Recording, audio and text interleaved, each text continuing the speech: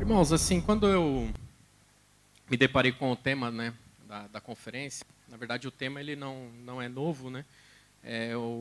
A gente olhando, na verdade, os 4 tópicos das ministrações, a gente só está diferenciando porque a gente está dando uma ênfase em cima de uma visão hermenêutica do livro de Efésios. Porém, esses 4 temas, esses 4 tópicos, eles já foram abordados na última conferência que nós tivemos lá em Brasília. Eu acredito que assim, a pessoa quando vê, né, porque qual é o primeiro tema? O primeiro tema é você saber qual é o supremo propósito de Deus. E a gente viu isso ontem. O supremo propósito de Deus está na pessoa do seu Filho, Cristo Jesus. O segundo tópico qual é? Que é a incumbência que me cabe hoje de trazer aos irmãos. A queda do homem. Depois vem a redenção e, por fim, o novo homem. Talvez a grande maioria, infelizmente, dos cristãos dos nossos dias, ao olharem e se depararem com esses 4 temas, o que vem à mente deles, né? Já entendi qual é a linha de raciocínio que o ministério quer trazer nessa conferência. Você tem, primeiramente, o supremo propósito de Deus, que é Cristo, claro. Afinal de contas, todos nós somos cristãos, então estamos aqui para servir a Cristo. Então, Cristo é o supremo propósito de Deus. Só que aí veio o inimigo e atrapalhou o supremo propósito de Deus. Geralmente é assim que se entende, né? Aí ele foi lá, tentou Adão, tentou Eva, eles comeram do fruto, e aí o plano de Deus foi frustrado. E aí Deus vem e o quê? Traz a correção do problema. E aí traz o seu Filho Jesus, que morre na cruz do Calvário, e então, através da sua redenção, que é o tema de amanhã, ele recupera e resgata aquilo que foi usurpado, e aí ele consegue, através do seu plano B, resolver o problema. E aí tem a edificação do novo homem, e aí finaliza a mensagem. Só que, na verdade, irmãos, hoje eu quero começar também pelo fim. Trazer primeiro algo que talvez seja de desconhecimento de muita gente. De que a queda do homem, na verdade, ela também faz parte do supremo propósito de Deus. Ela não foi algo meramente casual, que aconteceu porque Deus não esperava que isso acontecesse, e aí ele teve que reunir lá Miguel, corre aqui, Espírito Santo, Filho, vamos fazer uma reunião aqui ministerial, né, para ver o que está acontecendo, o homem caiu, e agora? O que a gente vai fazer? Qual vai ser a nossa solução? Como que a gente vai resolver esse problema? E aí o filho diz, pai, me manda lá que eu dou conta, eu resgato, eu vou morrer na cruz, vou resgatar a criação. Isso não é verdade. Mas por que não é verdade? Porque é uma opinião do Marcos? É uma opinião do Bispo Alexandre? É uma opinião do Ministério de Volta à Palavra? Não, porque a Escritura diz isso. Talvez ela não diga com essas palavras, mas o livro, né, tema dessa conferência qual é? É o livro de Efésios. Então, eu queria que os irmãos abrissem lá no livro de Efésios, no capítulo 1, depois a gente vai abordar bastante o capítulo 2, mas vamos iniciar pelo capítulo 1. A partir do verso 4, diz o seguinte. Então, Efésios 1, 4. Assim como nos escolheu nele, antes da fundação do mundo, para sermos santos e irrepreensíveis perante ele, e em amor nos predestinou para ele, para a adoção de filhos por meio de Jesus Cristo, segundo o beneplácito da sua vontade. Então, qual a informação que a gente tem aqui, né, em Efésios 1, 4 e 5? Que antes da fundação do mundo, Deus já nos elegeu e nos predestinou para sermos feitura dele, para fazermos parte da construção deste novo homem. Então, se antes de que houvesse mundo, antes de que houvesse criação, antes de todas as coisas existirem, cada um de nós aqui já fazia parte do projeto, do propósito, desse amor eletivo de Deus para a formação do novo homem, a queda do homem não pode ser algo que aconteceu por acaso. E o que diz a Escritura também no livro de Apocalipse? Que o Cordeiro foi morto quando? Há 2000 anos atrás? Quando ele foi morto? Antes da fundação do mundo. Então, antes que houvesse mundo, antes que houvesse Lúcifer, antes que houvesse Adão, antes que houvesse todas as coisas criadas, o Cordeiro já havia sido morto. Então, essa ideia de que o Cordeiro de Deus ele veio para resolver um problema ocasionado porque Adão caiu, porque ele desobedeceu, e isso não fazia parte do projeto que Deus tinha colocado, né? É uma ideia equivocada. Então, isso fazia parte. É muito simples da gente verificar isso. Qual foi o tema de ontem? O supremo propósito de Deus. Qual é o supremo propósito de Deus? É Cristo. Vamos partir do princípio, da suposição, de que Adão não tivesse caído. O que aconteceria? Não haveria necessidade do Cristo. Então, o supremo propósito de que todas as coisas deveriam convergir para esse Cristo, esse Jesus que veio encarnado e trouxe de volta para si esse reino usurpado, não aconteceria. Ou seja, o propósito de Deus se cumpriria em quem? Em Adão. Só que ontem, o bispo Alexandre colocou, muito bem colocado, o texto de Romanos 5,14, que diz o quê? Que Adão, ele prefigurava o Cristo que haveria de vir. Então, o propósito de Deus nunca foi Adão. Infelizmente, nos dias de hoje, a ótica do cristianismo continua sendo Adão, e não o Cristo enquanto novo homem. E isso a gente vai ver no último dia de conferência. A formação desse novo homem, a criação desse novo homem, que é esse propósito de Deus, tendo por cabeça Cristo Jesus. Mas a ótica do cristianismo hoje continua sendo Adão. E a ótica qual é? De que o homem tem a centralidade de todas as coisas. Então, hoje, o homem é a centralidade do culto. Não, não é, Marcos. Não, você deve estar equivocado. É Deus, é Jesus. Eles cantam nos louvores e tudo mais. Na verdade, eu digo que é um acessório, né? Eles dizem que é, mas na verdade não é. Na verdade, todo mundo se reúne para quê? Para ouvir uma palavra que vá trazer conforto para a sua alma, que vai trazer uma palavra profética de esperança, de que a sua vida financeira vai mudar, de que a sua doença vai ser curada, de que você vai ser próspero, você vai ser rico. Claro que eu não estou falando da totalidade, mas infelizmente é a grande maioria. Então, assim, você vê que é toda uma bagagem teológica voltada para massagear o ego do ser humano, exaltando a pessoa do homem. E a gente vai ver na questão da origem da queda, que muitas vezes a gente, achando que está resolvendo o problema do pecado, na verdade você está alimentando a origem do pecado. E a gente vai ver isso pela Escritura. Então é algo muito complicado, e eu espero que hoje Deus possa falar aos nossos corações e trazer luz a todos nós sobre o que de fato consiste essa queda do homem. O que gerou essa queda? Onde esse pecado nasceu? Qual é a origem desse pecado? Para que a gente saia daqui sabendo qual é de fato o nosso inimigo espiritual. Então, não que Lúcifer não seja, Satanás, o diabo não seja nosso inimigo, mas existe um inimigo a ser vencido também, um inimigo que precisa morrer. E esse inimigo é o nosso eu, é a nossa velha natureza.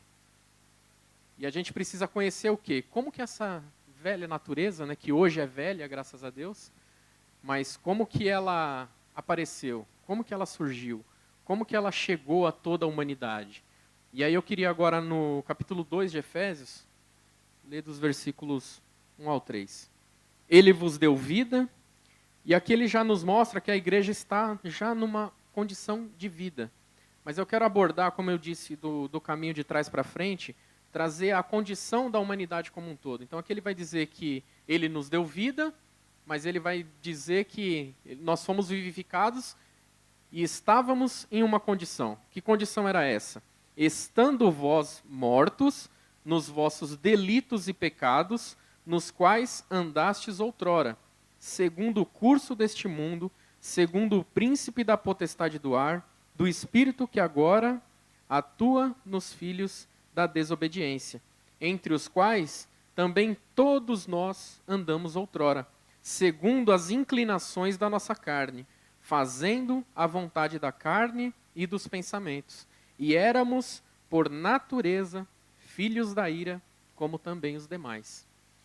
Então, assim, de tudo que Paulo nos apresenta aqui, da nossa condição espiritual antes de Cristo, antes de termos esse encontro com o verbo vivo de Deus, passarmos pela experiência ali da redenção, de termos esse encontro, de crermos na obra redentora do Filho, essa era a condição de todos nós, de toda a humanidade. É o que Paulo também diz lá em Romanos, que todos pecaram e todos careciam, né, da glória de Deus. Essa era a condição humana. Só que existe uma palavra-chave aqui dentro dessa porção, né, desse texto que a gente leu, que eu quero destacar, que é o quê? Nós éramos, por natureza, filhos da ira. Então, o que é natureza? O que essa palavra quer dizer? Natureza. Natureza é algo que é natural. Tá bom, você não disse nada, né? Natureza é algo que é natural, você não disse nada. O que é algo natural? Diz respeito à natureza. É aquilo que existe por si só, sem a intervenção de ninguém. Sem intervenção humana, sem intervenção de nada. Então, por exemplo, você pega uma jabuticabeira. Qual que é a natureza dela? É dar o quê? Jabuticaba. Você não precisa colocar um adubo diferente, você não precisa colocar uma água diferente, você não precisa fazer nada de diferente para que ela dê jabuticaba. A natureza dela é dar jabuticaba. Não tem como fugir disso. Então, qual era a nossa natureza? A nossa natureza era de ser exatamente isso que ele coloca aqui. Então, primeiro, a condição era de estar morto. A humanidade morta nos delitos e pecados. E aí, como que nós andávamos? Segundo o curso do mundo, segundo o príncipe da potestade do ar, entre os quais todos nós andávamos outrora, segundo o que? As inclinações da nossa carne e fazendo a vontade da carne e dos pensamentos. Aqui já começa a dar um pouco de luz naquilo que a gente quer abordar. Então, nós andávamos como? Por natureza, nós não nos esforçávamos para sermos perversos. Nós éramos, porque essa era a nossa natureza. A natureza o quê? Rebelde, desobediente, que não quer buscar a Deus. Uma natureza má, pecaminosa, inclinada para o pecado. Isso é algo natural. Ninguém se esforça para ser assim e nem é ensinado a ser assim. Eu costumo usar o exemplo de duas crianças, né? Isso é normal. Você pega dois bebês, não tem consciência de nada, do que é bom, do que é ruim. Aí tá os dois lá brincando, tem um carrinho só. Aí um tá brincando com o carrinho, o outro bebezinho vai lá e toma o carrinho do outro. Já roubou. Aí o outro fica bravo, já senta o tabefe no outro. A violência. É natureza. Está dentro do ser humano. Desde criança, ele já nasce com isso. E por aí vai, né? E se deixar, o pau quebra, né? Então, assim, é algo que ninguém ensinou. Você não pega uma criança e ensina ela a ser violenta, a tomar o brinquedo do outro. É algo que faz parte já da natureza dela. Então, essa natureza, ela surge como? Ela surge. Ela tem um começo. E aí eu quero ler lá o livro de Romanos 5, o versículo 12. Portanto, assim como por um só homem entrou o pecado no mundo, e pelo pecado a morte, assim também a morte passou a todos os homens, porque todos pecaram. Essa é uma dúvida que eu acho que é a dúvida da grande maioria, né? E foi minha dúvida durante muito tempo. Porque aqui Paulo afirma o quê? Que pelo pecado de Adão, essa natureza perversa, ela passou a toda a humanidade. E a dúvida que eu tinha era, o que eu tenho a ver com Adão? Que culpa tenho eu se ele comeu da maçã, né, como dizem? que eu tenho a ver com isso? Eu não tenho nada a ver com isso. Eu sou responsável por algo que Adão fez. É que, na verdade, a gente não tem a ideia, a gente acha que é essa questão do evangelho antropológico, né? Que é voltado ao antropocêntrico, né? Com a centralidade no homem. E a gente não tem a ideia e a concepção que, na verdade, primeiro, que Adão significa o quê? Humanidade. É o primeiro ponto. Mas não é sobre isso que a gente quer falar hoje. Mas é que, na verdade, você não é um ser que foi criado de forma individual. Deus criou um homem, que foi Adão. E quem somos nós? Nós somos esse Adão multiplicado. É a multiplicação desse homem. Então, todos nós somos Adão. Que é a questão da semente, né? Então, se você pega uma semente, sei lá, de laranja.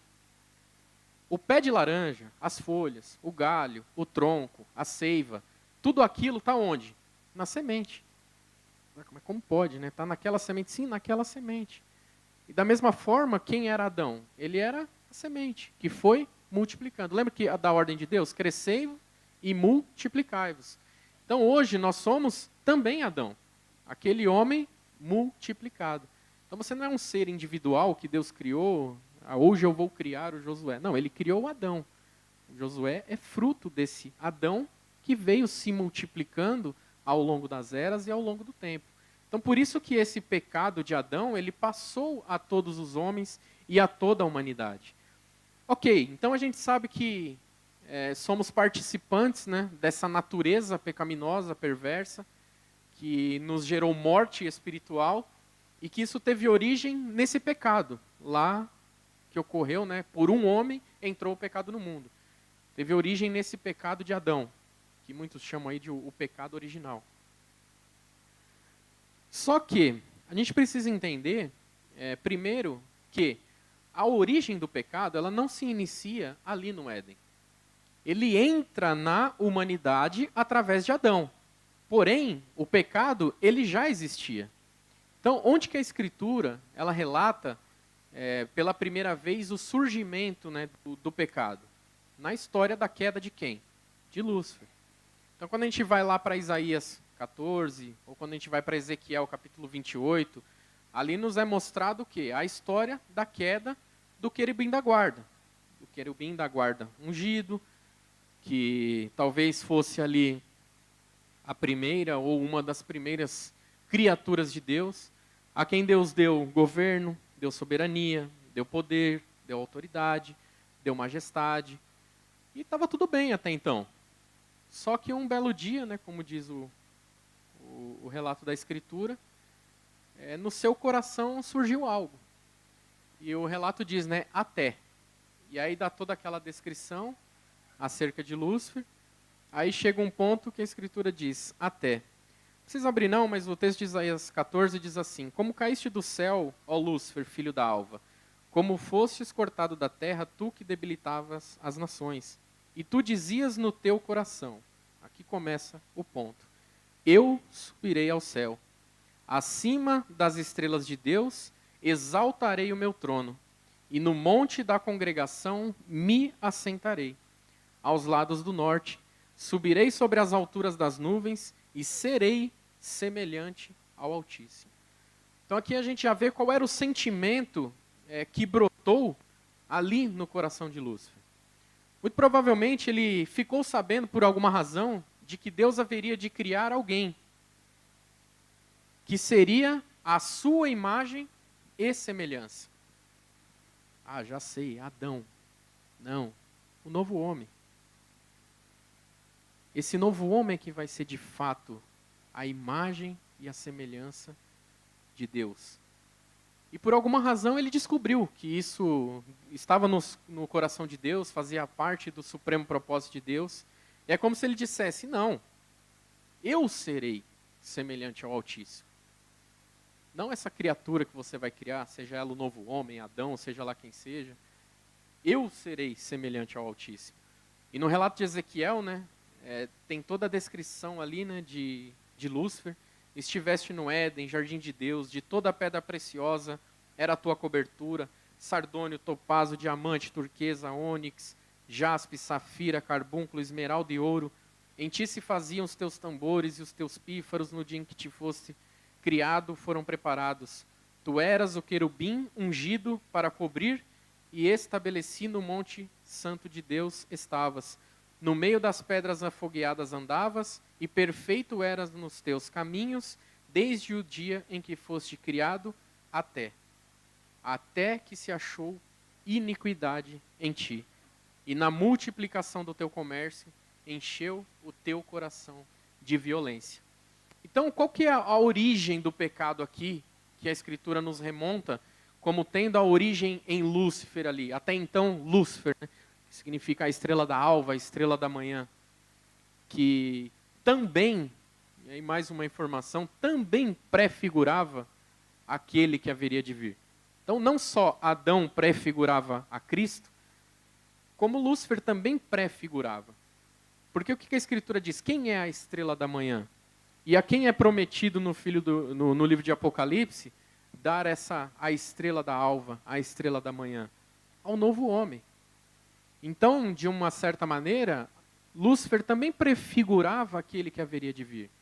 Porque a ele foi entregue um reino, ou não? Lá na tentação no deserto, o que ele prometeu a Cristo? Se prostrado me adorares, tudo isso eu te darei. Porque a mim me foi entregue. Então foi entregue a ele. Ele tinha um poder, ele tinha um reino, ele tinha um governo, que ele usurpou. Então Deus deu governo a ele, o que ele fez? Ele tomou para si. Ele usurpou aquele governo, aquela autoridade e aquele domínio. Então, qual que é a raiz da queda de Lúcifer aqui? Que é a origem do pecado. É o querer ser igual a Deus. Essa é a raiz do pecado. Ok, mas o tema da conferência hoje não é Lúcifer. O tema da conferência hoje é a queda de quem? De Adão. A queda do homem. O que tem a ver a queda de Lúcifer com a queda do homem? Tem tudo a ver. Porque se a gente pegar e remontar a história da criação, que Deus criou todas as coisas, e aí criou o homem, criou a mulher, e aí como que esse pecado que já havia no universo, na pessoa, agora de Satanás, adversário de Deus, que caiu, ele passa então para a humanidade. Então Satanás ali na figura do Éden, na figura da serpente, tinha ali no Éden o quê? Duas árvores. A árvore da vida e a árvore do conhecimento do bem e do mal. O que a árvore da vida produz de fruto? Vida. O que a árvore do conhecimento produz de fruto? E aí cabe a questão, né? Conhecimento, claro. Mas qual é a consequência de quem adquire conhecimento? E aí o conhecimento, não entenda na questão do você conhecer as Escrituras ou conhecer qualquer tipo de coisa, mas no sentido que eu vou tentar exemplificar aqui, os irmãos vão entender. Então, pegando o exemplo da criança também, né? Então, quando a criança ela é recém-nascida, ela é totalmente dependente dos pais. Que nem ali, ó, tem que fechar a boquinha ali, ó, senão atrapalha a reunião. Então, eu não consigo falar para ele, ó, fica quieto. Você depende do pai para ir lá, acalmar, fazer dormir. Tem fome, é o pai que tem... O pai não, né? A mãe. Senão os irmãos vão me bater aqui. A mãe tem que ir lá, preparar tudo. Quando é muito bebezinho, tem que colocar o peito na boca para ele poder mamar. Tem que trocar a fralda. E tem que pôr para dormir. Total dependência. Só que essa criança, ela vai crescendo. E conforme ela vai crescendo, ela vai adquirindo o quê? Conhecimento. Então, a minha filha de 8 anos, ela já tem um certo conhecimento. Muito básico acerca de todas as coisas, mas já tem um certo conhecimento. E através desse conhecimento, ela já quer o quê? Se impor. Fazer a sua própria vontade. Porque eu sei fazer. Eu consigo fazer sozinho. Eu não dependo mais de você. E conforme vai crescendo, vira um adolescente, até o momento que quer o quê? Não preciso mais dos pais. Vou sair de casa, vou morar sozinho, porque eu não dependo mais de você.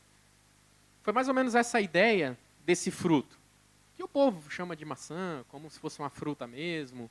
Ali não é a ideia que se quer passar se é fruto, se não é, se existiu, se é metafórico, se não é. A questão é a ideia, é a essência. Que é o que o bispo colocou ontem do fio de prata. Então a gente não ficar preso na história de Adão e Eva, se a serpente falava, se realmente era um animal, se era o diabo, que era o diabo, a Escritura diz. Agora, se era uma cobra de verdade, se era um fruto, se era uma árvore, isso não nos interessa. O que interessa é a essência da revelação. Isso que nos importa. Então, o que ali Deus estava revelando com aquele cenário da criação e da queda do homem? Que o homem, através de tomar para si aquele fruto do conhecimento, o que disse a serpente para ele, quando a gente vai lá para o livro de Gênesis, no capítulo 3, vamos abrir lá? Então, vamos remontando aqui na nossa mente, né? Primeiramente, a origem do pecado, lá em Lúcifer, na sua queda. Era o querer ser igual a Deus.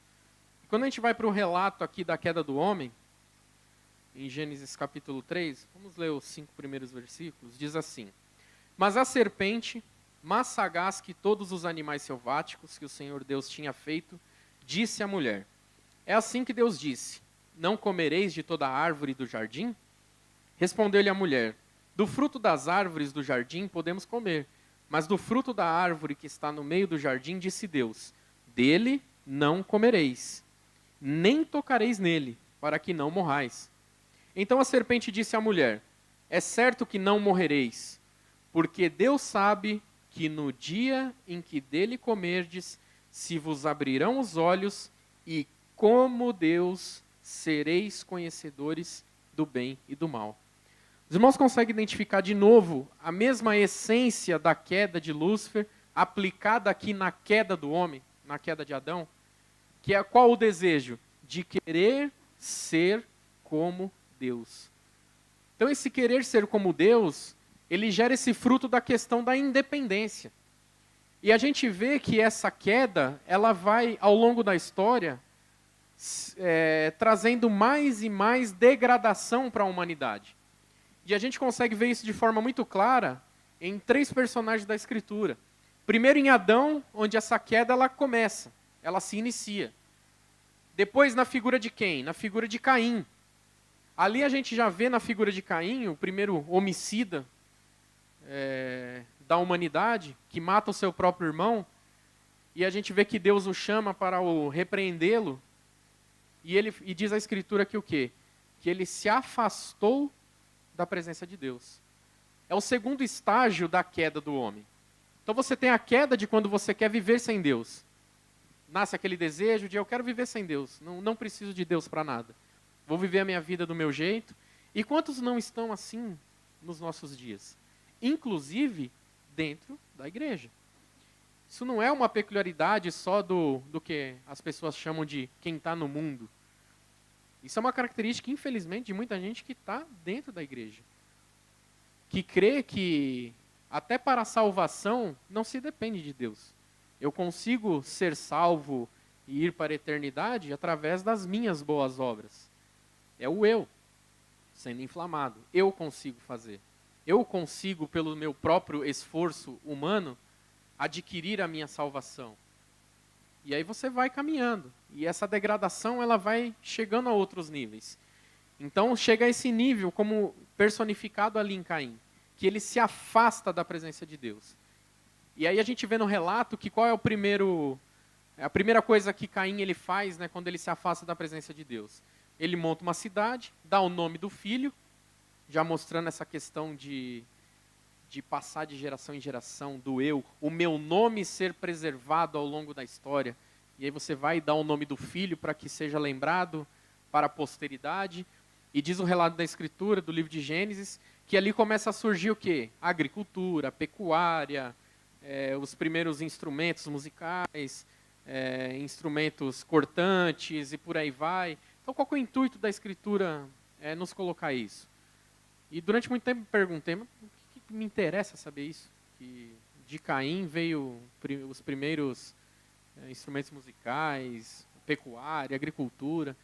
Mas a informação que a Escritura quer trazer, que é esse fio de prata, a revelação que está ali contida, é que ali se inicia a criação de uma sociedade sem Deus, que subsiste, claro, pensando ele, né? A loucura que ninguém consegue viver sem Deus. Todos nós estamos algemados e arraigados, a gente vai ver isso a Deus. Nós subsistimos nele. Todas as coisas subsistem nele. Não há como se viver fora de Deus, porque ele é o autor da vida, ele é a vida. Como que eu vou viver fora da vida? Isso não existe, mas o homem ele é doido, ele acha que pode, que ele consegue. E Caim fez o quê? Ele criou uma sociedade, onde você tem o quê? Todos os meios de subsistência. Eu tenho alimento, eu tenho os instrumentos, eu tenho isso, eu tenho aquilo. Ou seja, eu não dependo de Deus para nada. Eu consigo fabricar e criar o meu estilo de vida, a minha sociedade, com tudo o que eu preciso. E por isso eu me afasto da presença de Deus e não quero mais andar com Deus. E quantos não vivem assim hoje, gente? Vamos parar para pensar. A gente cria, às vezes, na nossa vida, todo um sistema de coisas. A gente acha que a gente está bem, vamos dizer assim, porque a gente tem um bom emprego, a gente tem uma casa, a gente tem uma família, a gente tem filhos, a gente consegue pagar uma escola boa, a gente tem um ministério, a gente tem pessoas que nos ouvem, e você cria um mundo para você, e às vezes até mesmo dentro da própria igreja, alheio de Deus. Então é algo que a gente precisa sempre pensar e trazer, perscrutar mesmo o nosso coração e ver se de fato a gente não está vivendo dessa maneira. A gente não pode viver de forma alguma alheio de Deus. Porque às vezes a gente acha que o nosso braço consegue fazer todas as coisas. Então a gente acha, por exemplo, que eu consigo montar uma conferência, trazer um monte de pessoas. Humanamente falando, até é possível. Só que assim, se não tiver como objetivo, alvo, a centralidade que é Cristo Jesus, não vai adiantar de nada. Então é construir um mundo para a gente e achar que isso aqui é maravilhoso, um monte de irmão reunido, mas e a essência? Esse é o ponto. Então Deus tem que estar presente, Deus tem que ser a centralidade. Ele tem que ser o tudo, ele tem que ser o alvo, ele tem que ser o nosso objetivo. E na nossa vida não pode ser diferente. Amanhã o Bispo Josué ele vai trazer mais acerca disso, dessa redenção, né? De como isso ele é aplicado na nossa vida, esse conceito. Mas hoje o que nos interessa aqui é entender essa queda. Como que o homem caiu, como que isso foi gerado, essa nova natureza nele. Então a gente vê claramente nesse episódio, né, que o pecado então ele entra em Adão e essa degradação ela vai tendo um caminho e ela chega em Caim, que se afasta da presença de Deus, e ela vai culminar em Nimrod, que é a personificação da rebelião contra Deus. Que é o homem se tornando não só alguém que se afasta de Deus, que não quer saber de Deus, que acha que consegue viver uma vida sem Deus, mas também o homem que, além disso, se rebela contra o Criador e acha que pode conseguir vencê-lo. Que é isso que aconteceu com Nimrod. A história de Nimrod é o quê? Você tinha ali o povo pós-diluviano, Deus envia o juízo através do dilúvio, e aí após o dilúvio o que acontece? Nimrod ele reúne todo mundo e começa a dizer, né, vamos construir uma cidade, vamos nos agrupar, vamos ficar juntos, vamos ficar unidos. Mas e se Deus resolver trazer juízo de novo sobre a terra? Não tem problema, a gente vai fazer o seguinte, a gente vai construir uma torre, cujo topo alcance até os céus. Então se Deus quiser mandar um dilúvio, pode mandar, a gente vai estar salvo, vai estar seguro nessa torre, que chega até os céus. E diz a Escritura que Nimrod era aquele que falava na cara de Deus, né? Muita gente acha que ele vivia na face de Deus. Não, é um sinal de afronta, de alguém que afrontava Deus na cara, no rosto. De alguém rebelde mesmo, de que pode mandar o dilúvio porque a gente está preparado. A gente vai montar uma cidade, uma estrutura e uma torre que alcance até os céus para que se você quiser mandar o dilúvio, a gente está aqui pronto e preparado. Então esse é o nível máximo, vamos dizer assim, de degradação da humanidade e de a que ponto esse pecado ele pode chegar. E vamos abrir lá no Salmo 2 para a gente ver isso de forma bem clara. Por que se enfurecem os gentios e os povos imaginam coisas vãs? Aqui é a voz do salmista. Os reis da terra se levantam e os príncipes conspiram contra o Senhor e contra o seu ungido, dizendo. Aí vem a voz dos príncipes. Rompamos os seus laços e sacudamos de nós as suas algemas. Aí o salmista de novo. Ri-se aquele que habita nos céus. O Senhor zomba deles. Na sua ira, a seu tempo, lhes há de falar, e no seu furor os confundirá. Aí vem a voz do Pai. Eu, porém, constituí o meu rei sobre o meu santo monte Sião. Aí vem o filho. Proclamarei o decreto do Senhor. Ele me disse, tu és meu filho, eu hoje te gerei. Pede-me e eu te darei as nações por herança e as extremidades da terra por tua possessão. Só até aqui. Então aqui a gente vê o quê? Que os reis, eles imaginam coisas vãs. O que é coisa vã? É coisa sem fundamento. Coisa que não tem o menor cabimento você imaginar que você pode viver uma vida sem Deus. Porque qual é o pensamento desses reis aqui? Sacudamos de nós as suas algemas e rompamos os laços. Ou seja, eu não quero viver uma vida ligada, alicerçada, algemada, acorrentada a Deus. Eu quero viver por mim mesmo. Eu quero viver do meu jeito. Eu quero viver uma vida de desobediência. Eu não quero obedecer a Deus. Eu não quero contato nenhum com Deus. Eu quero uma vida totalmente separada do Criador. E aí é onde entra a questão da rebelião, que é o último nível dessa degradação, desse pecado que entra na humanidade e se converte numa natureza. Só que Deus, ele tem um plano, e ele tem um projeto, e que está aqui no Salmo 2. O projeto dele qual é? Eu já estabeleci quem? O meu rei. Então você pode tentar, você pode imaginar que você vai conseguir viver sem mim. O que é uma total insanidade, porque o que é a morte eterna, né, vamos dizer assim? É a separação da vida. É você ser tirado daquele que te dá vida. Quem é a vida, né? É o próprio Deus. Eu sou o caminho, a verdade e a vida. Então, se você sai da vida, é morte. Não tem como você... É como você arrancar um galho de uma árvore. A seiva não passa mais por você. Qual que é o destino daquele galho? Secar e morrer. Então, não há como ter vida se você está desligado da vida. Mas as pessoas imaginam. E é um pensamento o quê? Vão. Então, esse é o último degrau aí dessa queda. E do homem que vem, ao longo do tempo, se degradando cada vez mais. E chegando nesse nível de achar que pode afrontar a Deus, se rebelar contra Ele, e achar que pode viver uma vida desassociada de Deus. E lá no texto de Efésios, né, que a gente iniciou, né, nos fala sobre a questão da carne, né? E aí lá no livro de Romanos, não precisa abrir não, capítulo 8, de 7 a 8, diz: porquanto a inclinação da carne, ela é inimizade contra Deus, pois não é sujeita à lei de Deus, nem em verdade o pode ser. Portanto, os que estão na carne não podem agradar a Deus. Então essa natureza pecaminosa que passou então a habitar a humanidade, que aqui o escritor chama de carne, pelo menos nesse contexto, essa natureza perversa, pecaminosa que habita o homem, ela nos impede de que possamos agradar a Deus. Porque a nossa inclinação natural é para quê? Para as obras da carne.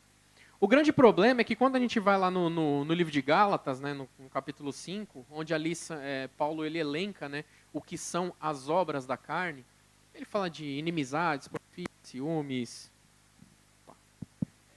e cita uma série de coisas, que são o quê? Na verdade, consequências de uma natureza pecaminosa, que habita em nós, chamada de carne. E qual que é o grande problema da cristandade hoje? É não tratar a causa, que é a natureza. É ficar pegando esses pecados isolados e ficar fazendo um manual, né, de regras e de doutrina do que não faça, não faça, não faça, não faça, não faça. Só que se você não trata a natureza, se você não trata a causa, não adianta. Por quê? Porque é uma questão de natureza. Então essa natureza é que tem que ser trabalhada, é essa natureza que tem que morrer. E isso a gente vai ver amanhã, que é a redenção aplicada na vida do homem. Então se essa natureza não morrer, você pode brigar a vida inteira. Então quem rouba vai continuar roubando, porque a natureza dele é essa. Então quem adultera vai continuar adulterando, porque a natureza não foi mudada. Então a gente precisa levar esse evangelho à igreja de que o que precisa ser transformado não são as consequências de uma natureza caída, mas é justamente a natureza caída em si. Que Cristo já resolveu na cruz, sim, mas agora estamos o quê? Aplicando, o Espírito Santo está aplicando aquilo que Cristo já consumou na cruz. Ele não disse está consumado? Se ele disse, está consumado. Mas vamos ser honestos com a gente mesmo. Nós conseguimos ver na nossa experiência esse novo homem consumado na nossa vida? A gente ainda não vê. Por quê? Porque o processo agora, e isso a gente vai ver amanhã, é o quê? O Espírito Santo de Deus trazendo aquilo que foi consumado e aplicando no nosso homem interior. E para isso é necessário o quê? Que aquela velha natureza, ela venha a morrer, a fim de que essa nova natureza do novo homem venha a nascer em nós. E esse é o processo que é necessário e que a gente vai ver amanhã. E um último texto que a gente vai ler, eu queria que os irmãos abrissem o livro de Filipenses. Antes da gente ler o texto, eu montei uma frase enquanto eu preparava a mensagem, e eu quero ver se essa frase se os irmãos concordam com essa frase, sob a ótica daquilo que a gente ouviu até agora. A frase é o seguinte: então, de tudo que a gente viu sobre a queda de Lúcifer, sobre a queda de Adão, eu vou ler essa frase e os irmãos vão me dizer se essa frase tem coerência, segundo aquilo que a gente ouviu hoje. Que é o seguinte: Lúcifer e Adão, não sendo Deus, tiveram por usurpação ser igual a Deus, exaltando-se a si mesmo, tomando a forma de um Deus, fazendo-se semelhante a um Deus, e achados na forma de um Deus, exaltaram-se a si mesmo, vivendo em desobediência. Diante de tudo aquilo que a gente leu, está correta essa afirmação? De que tanto Lúcifer quanto Adão, eles usurparam, mesmo não sendo Deus, eles usurparam essa condição de ser e se fazerem um Deus? É o registro que a gente leu. Amém? Agora vamos ver no livro de Filipenses, porque Deus ele tem uma solução para isso. Certo? Ele não planejou essa queda e deixar isso sem solução. Então qual que é a solução de Deus para isso? A gente vê nesse caminho, né, de queda o quê? Alguém que está lá embaixo na criação, um ser criado, ele começa o quê? Encher o seu coração, encher o seu ego, se inflar, se exaltar, e vai subindo, subindo, exalta um trono para si, até se fazer o quê? Como Deus. Eu sou Deus. Então aquele ser criado, ele vai fazendo esse caminho de exaltação, de querer ser glorificado, adorado, até chegar na condição de um Deus. Aí Deus, ele proporciona o quê? A solução para isso. E aí lá no livro de Filipenses, a partir do versículo 5, diz, no capítulo 2, a partir do versículo 5, diz o seguinte: tende em vós mesmo o sentimento que houve também em Cristo Jesus. Que sentimento era esse? Pois ele, Cristo Jesus, né, subsistindo em forma de Deus, não julgou como usurpação o ser igual a Deus. Antes, a si mesmo se esvaziou, assumindo a forma de servo, tornando-se em semelhança de homens e reconhecido em figura humana. A si mesmo se humilhou, tornando-se obediente até a morte e morte de cruz. Pelo que também Deus o exaltou sobremaneira e lhe deu o nome que está acima de todo nome, para que ao nome de Jesus se dobre todo o joelho nos céus, na terra e debaixo da terra, e toda a língua confesse que Jesus Cristo é o Senhor, para a glória de Deus Pai. Então os irmãos veem aqui de forma clara que Deus, para redimir o homem, e isso vai ser tema de amanhã, e eu quero encerrar com essa ponte, esse link, para que daqui o bispo Josué traga essa redenção aplicada nesse homem outrora caído, que Deus ele faz esse caminho inverso. Então você tem a figura de Lúcifer, a figura de Adão, seres criados, não sendo Deus, usurpando esse caminho de ascensão, querendo ser igual a Deus. E a gente vê que Deus, para redimir a humanidade, corrigir esse problema do pecado, ele envia o seu filho que, sendo Deus, o Verbo se fez carne, habitou entre nós, cheio de graça e de verdade, porém ele se esvaziou da sua glória, tomou forma humana, sofreu a morte de cruz, foi humilhado, zombado, açoitado, e ali naquela cruz ele venceu, o que para a gente parece algo maluco, né? Porque como que a gente olha a figura de uma pessoa ali, um homem derrotado na cruz? A cruz é figura de derrota, símbolo de derrota, alguém que não conseguiu vencer o seu tempo e que foi julgado e condenado. Só que para nós que entendemos esse fio de prata da revelação da Escritura, da revelação do supremo propósito de Deus, nós vemos que ali é o quê? É o símbolo da vitória. Porque aquele que quis se exaltar não sendo Deus, através da humilhação daquele que sendo Deus se humilha e traz essa redenção e vai até os lugares mais baixos da terra, ou seja, ele foi ao Hades, morreu, 3 dias ali no Hades, e aí ele ressuscita, e aí a gente vai ver amanhã essa redenção sendo aplicada na vida do homem que crê em Cristo, e posteriormente essa ressurreição enquanto a formação do novo homem, que é o supremo propósito de Deus. Amém, queridos?